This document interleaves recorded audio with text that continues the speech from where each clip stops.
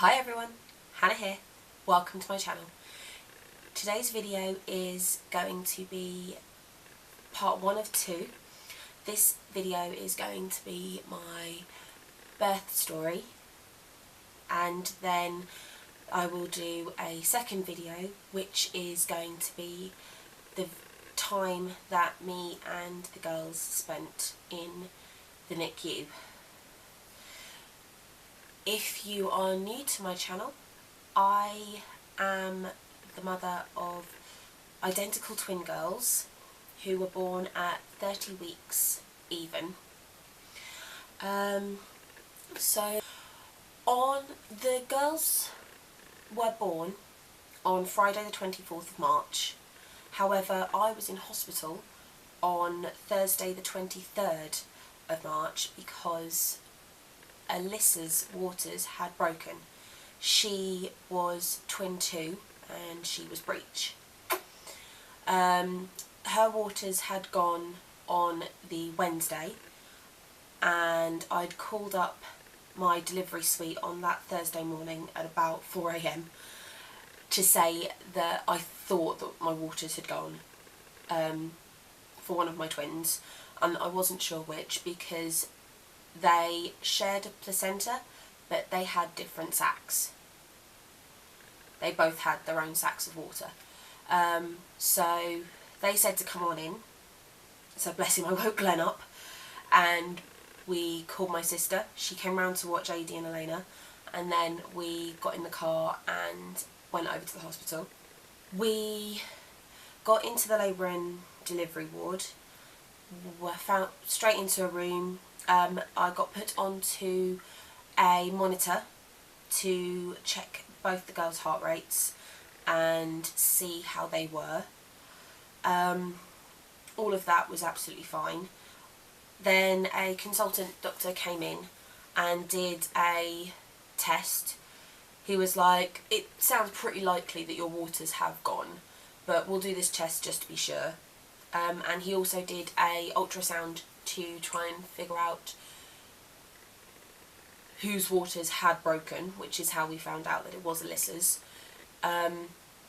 So then after he'd got the results of that test back saying that yes, it was my waters that had broken, he said that we were going to be going over to the ward is called Clay Ward, and it's where you go before labour and delivery, because I had been booked in to have an induction on Friday the 24th anyway. So they were like, we will keep a close eye on you because your waters have gone, and we will possibly induce you today, or we'll just keep your induction as tomorrow. So we went over to the Clay Ward and we got shown to our bed. Bless him, Glenn bringing all of my stuff. And so then we went over to Clay Ward. We were there all day. Glenn was there all day with me, bless him. We had books, we had tablets, but bless him, he was so bored. In all fairness, I was too. And the main reason that we didn't actually leave the bed was because we'd been told that a consultant was going to come around and talk to us about whether or not I'd get induced on that Thursday or keep it on the Friday. A consultant did come and talk to us rather early in the morning, about 9, half 9 I think. So it was a really nice early start that she had done that. But then she hadn't actually told us that the induction would still be on Friday. She'd written it down in notes. She'd gone and told one of the other people that were working.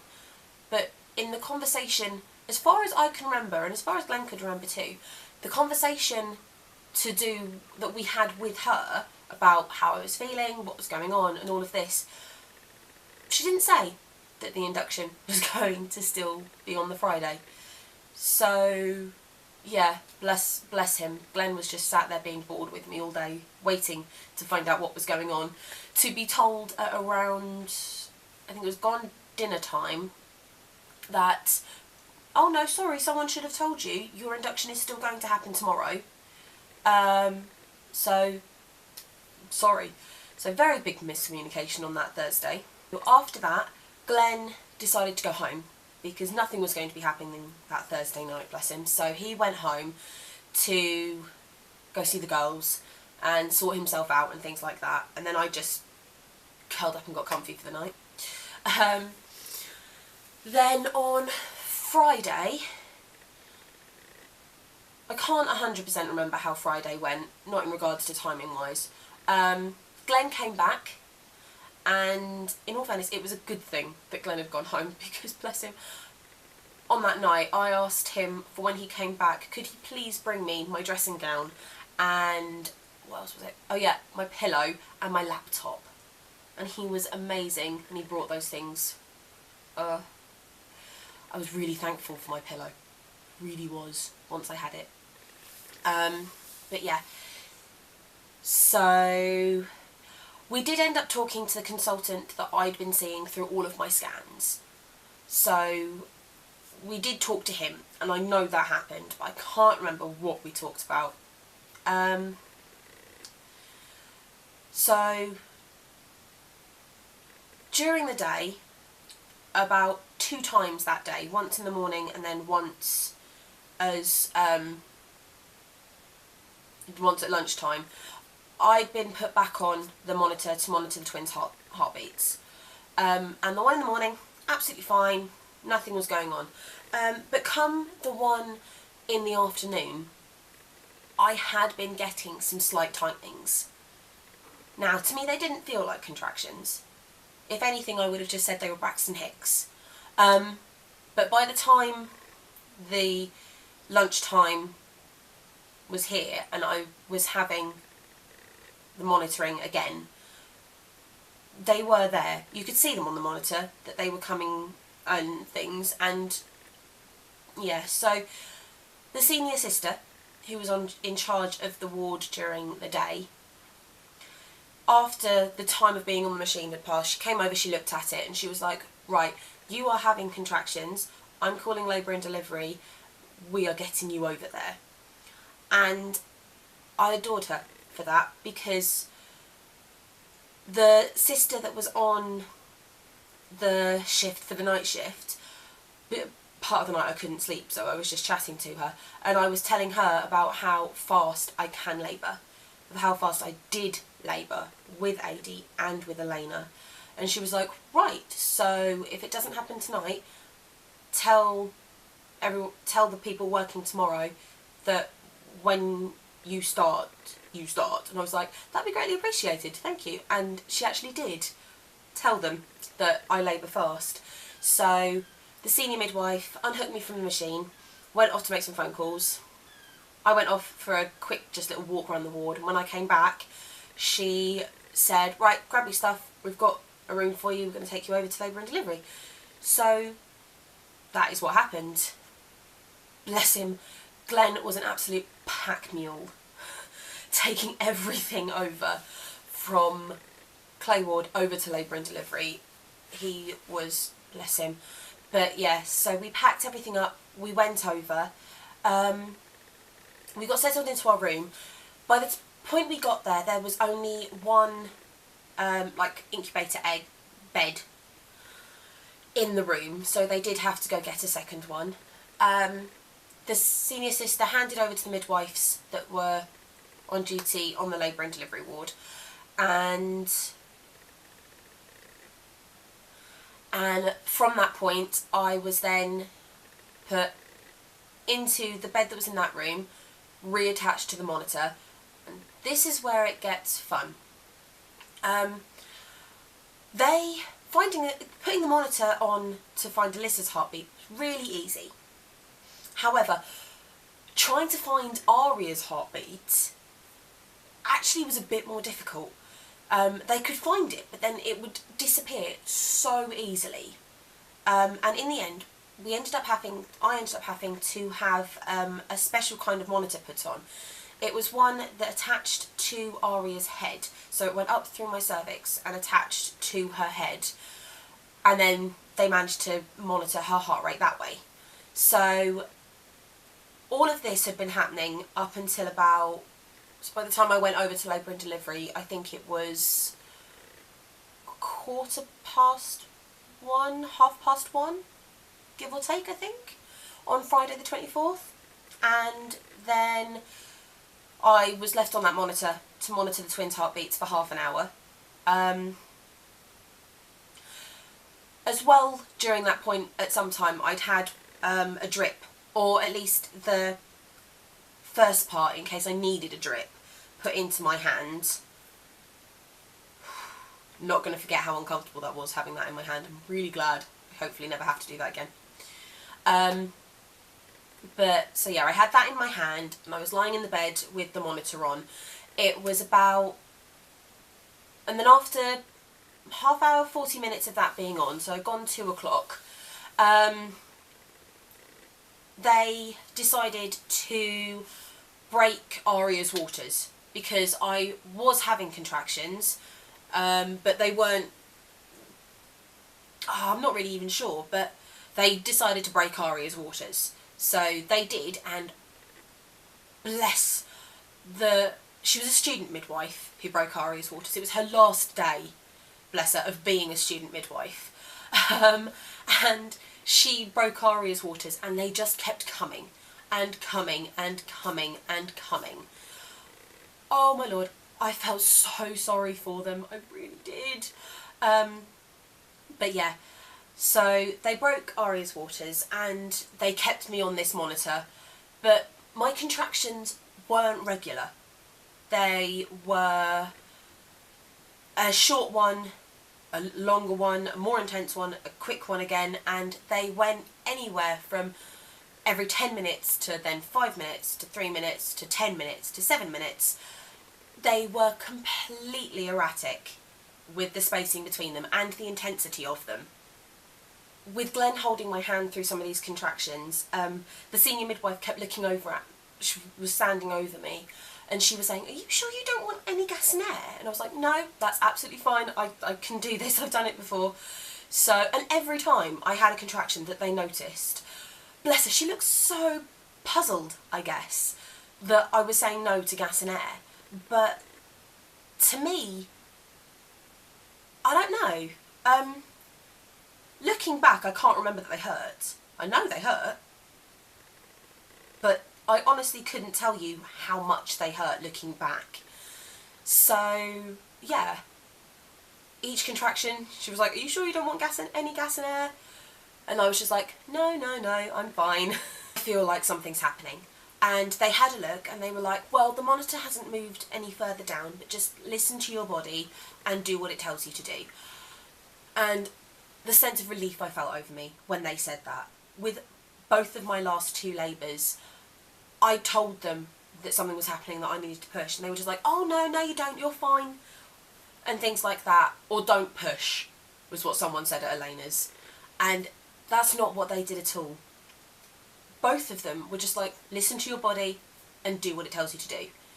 And I was like, "Alright, well then can you keep an eye, because something is happening." And Glenn sat next to me, bless him, just holding my hand through some of these contractions. And then he'd also actually been really helpful to the midwives. He'd helped tidy up and things, and helped change the sheets and everything under me after my waters broke and things. And he tried to be useful, because otherwise he was just sat there twiddling his thumbs. He likes being useful and things. Doing things is how he feels good. So yeah. And then so he was there holding my hand when when my contractions started to get more intense. And then I was just like, "No, something is happening." And then the rest of this is where it gets into a blur, because it then went contraction, contraction, contraction, and according to the midwife it was like 6 proper contractions, and then Aria was born. Here she was. So as soon as I'd said, "No, something is properly happening," they had buzzed through to get the doctor who was in charge of labour and delivery for that shift to come in. I had met her when I first went into labour and delivery, so and she'd popped her head in periodically just to see how things were progressing. And then, however, this time when she came in, Aria was already born. And she was like, oh, not going to wait then. So, yeah. And I remember Aria being born, and then the senior midwife who'd been looking after me putting her hand on my belly. And the doctor saying she's only doing that to make sure that twin 2 doesn't move. So she was keeping Alyssa still, because obviously Alyssa was Breech, and I could still give birth to her as long as she was Breech, because what we didn't want was for her to go transverse, so make it so that she was lying sideways. So I don't even think I minded at the time. This lady was just... I felt the pressure of her putting her hands there, but that was about it. There is 9 minutes between Aria and Alyssa, but honestly, looking back, it felt like 9 seconds. I gave birth to Aria in a blink of an eye, and then I was giving birth to Alyssa. Now, she was still born in her membrane. I personally think that is why her labour, her birth, was still as fast as it was, because she was still in her membrane. So her knees were still up to her chest. So it was not completely different from just giving birth to a head. And I remember looking down when Alyssa was born and seeing her at the edge of the bed, just sideways, still in her membrane, with the hole of where her membrane had broken. And it was a beautiful thing to watch. It really was. And I'm really happy that I haven't forgotten that sight yet. I hope I never do. But yeah, they both got wrapped up and swaddled up, and I do have a picture. I have 2 pictures of them when they were first born, when they got put on my chest, and in one of them I'm sticking my tongue out. Don't ask me why. But yeah, and that is how they were born. After they were born, Alyssa did go straight over to the NICU, while Aria stayed with us. I did manage to put Aria on the breast, and she did have a small feed. And things with Aria were okay for a little while, and then she ended up going over to the NICU as well. However, I couldn't tell you what time all of that happened. After I'd given birth to the twins, I obviously then had to deliver the placenta, and that is when things went a little bit haywire for me, because I gave birth to the placenta and that was alright, but then I had some severe clots. Apparently, and I ended up having to have a second injection in my leg. Now, the midwife, she must have told me that she was going to give me this other injection. They have to, because they have to tell you what they're doing. I don't remember her telling me that she was going to give me this injection to help me deliver these and get rid of these clots. I just remember the agonising, really sharp, burning pain in my leg that happened after she'd given it to me. And at that point, that is the point I cried. I hadn't cried during any of my contractions. So I was able to deliver all of these clots, and in retrospect, I didn't lose a lot of blood. The average blood that apparently is lost sometimes during labour is 500, I want to say, millilitres, but I can't remember the actual amount of it. It's 500, and I only lost, they were saying about 550. So it wasn't too much more than normal, but it did severely and utterly knock it out of me. I remember them cleaning the sheets and things under me, and being rolled from one side to the other, and then I remember lying on my left side, physically not being able to move. I couldn't move, I couldn't talk, I couldn't flinch. in all truth, I think I was using all of my energy just focusing on breathing at that point. And I don't know whether or not I fell asleep or whether or not I passed out or what happened, but next thing I know, it is about 8:30 at night, and both of the girls are in NICU. I still don't feel brilliant, but I remember this, and I'm glad I can laugh about it, because I woke up, I sat up, I threw up, and then I felt perfectly better. So, yeah. And then we were kept in the labour and delivery room until about 6 AM the next morning, when a bed became available over in the Blakeney ward, which is where you go after you've had your baby. So, yeah. And we did go and see them that night in NICU, but again, that will be in the other video that I will link in the description.